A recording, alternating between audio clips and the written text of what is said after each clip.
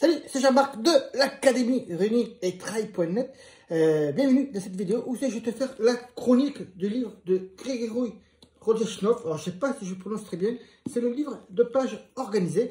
Mais avant de t'en parler un peu plus dans les détails, n'oublie pas que tu as plusieurs actions que tu peux faire. Tu peux déjà rejoindre notre canal officiel de l'Académie. C'est un groupe que tu vas vivre en direct et tu vas pouvoir poser tes questions, recevoir aussi justement mes premières avancées sur les tests, sur les nouvelles études qui sont sorties au niveau des entraînements et de la course à pied, de la nutrition également. Je te partage beaucoup de choses, les entraînements de plusieurs personnes, les études de cas, de nouvelles vidéos, des vidéos exclusives également qui sont partagées dans ce canal et tu vas pouvoir y télécharger un guide.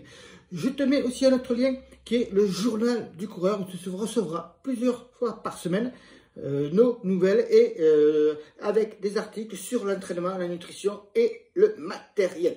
Tu as ces deux liens en dessous de la vidéo. Et maintenant, c'est parti, on attaque avec la chronique du livre.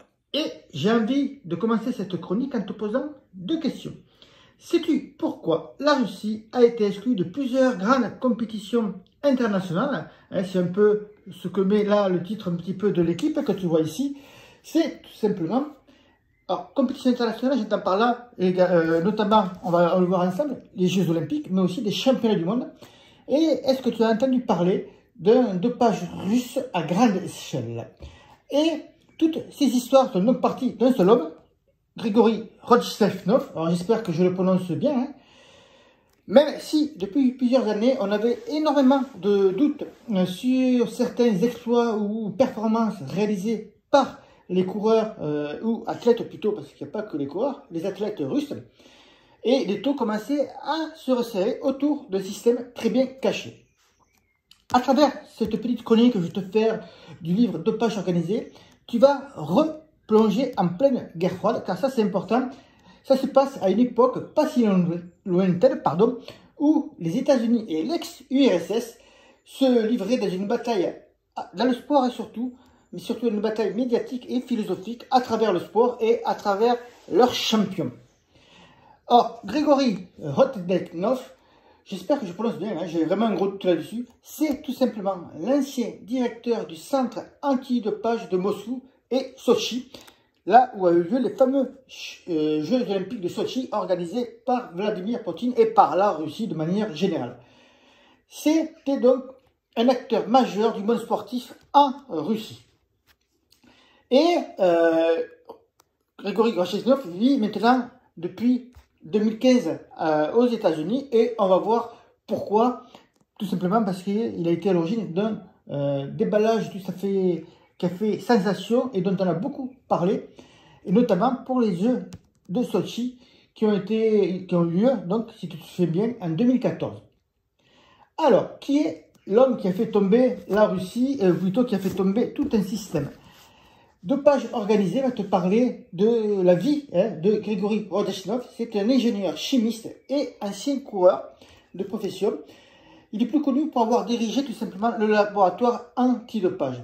Il s'est révélé au monde suite à une série de dénonciations qu'il a fait, mais avant d'arriver à la dénonciation qu'il a fait, qu'il y a eu un long reportage, un documentaire télévisé et la sortie du livre, il faut savoir donc que c'est parti, toute cette histoire est partie d'une physiologie, ou plutôt d'un mode de pensée russe qui sont vraiment dire un peu, pas aux antipodes, pardon, mais qui sont un peu contraires, pas contraires. Les Russes pensent différemment de nous par rapport à ce qui est le dopage. Grigori Rodchenkov, il a été tout simplement un témoin oculaire de l'affaire, et même plus que ça, parce qu'il a participé donc au dopage qui a été mis en place par la Russie. Il a pris donc activement part dedans, et pourtant, il appartenait, si tu te souviens bien au début, tout simplement au centre antidopage de la Russie. Donc, il faut rappeler donc l'ancien directeur de ce centre de dopage a été athlète pendant assez longtemps et il a déjà goûté au dopage parce qu'en Russie, tu vas voir, quand tu vas attaquer ce livre, que tu vas le lire, tu vas voir tout simplement dans ce livre, hop, je fais passer l'autre main, tu vas pouvoir le lire, et tu vas voir que dans ce livre, le dopage est vraiment institutionnalisé. C'est vraiment un dopage qui est presque à échelle nationale, hein, et dès 22 ans, il reçoit ses premières piqûres de stéroïdes de sa mère, tout simplement. C'est sa mère qui était qui était une scientifique de renom. Et il s'est spécialisé tout d'abord dans la détection de produits dopants. Ouais, c'est marrant comme ça. Mais il faut savoir que Grigory Rodionov, avant de diriger les centres antidopage, a écrit des thèses, notamment pour détecter plus facilement certains produits dopants. Et il a participé dans un premier temps à des avancées assez substantielles dans ce domaine-là. Ensuite, il va rentrer donc, il va monter les échelons et il va devenir un acteur très important dans la politique de dopage qui était en vigueur à l'époque aux URSS. Mais il faut savoir que la politique antidopage aux États-Unis, enfin en URSS, dopage russe, c'est pas tout à fait la même chose que dans les autres pays, les pays occidentaux notamment. Ils ont un rapport donc très particulier que tu vas découvrir à travers ce livre et qui nous oppose littéralement.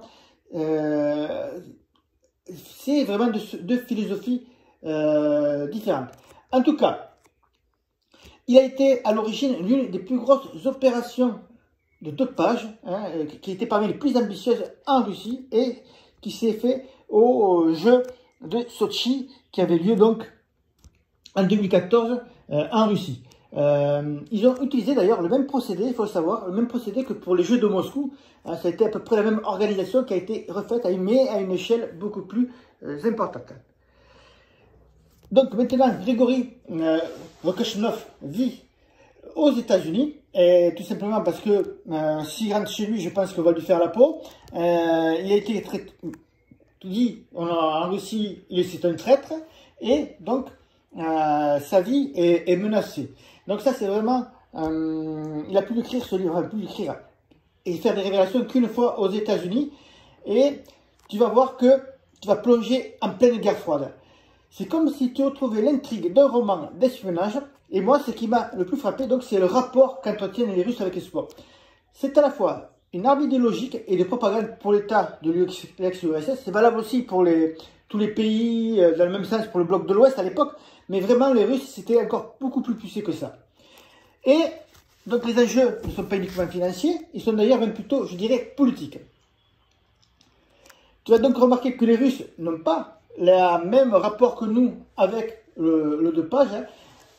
Ils considèrent plutôt que c'est un moyen pour s'élever et être reconnu dans la société.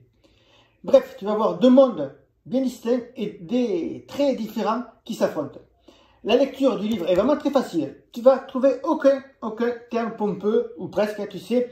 C'est le risque que tu peux avoir quand un expert sur n'importe quel thème, notamment, publie un livre. Hein. Ça peut être très vite fastidieux à lire. Ce n'est pas le cas ici, ça se lit très facilement comme un roman.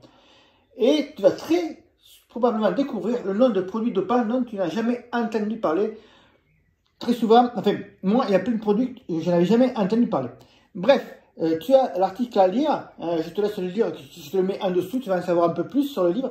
Et je te mets aussi un lien direct, tout simplement, pour, si tu veux commander le livre directement dans une boutique française. Allez, je te souhaite une bonne journée, tu peux mettre un petit like ou un petit plus.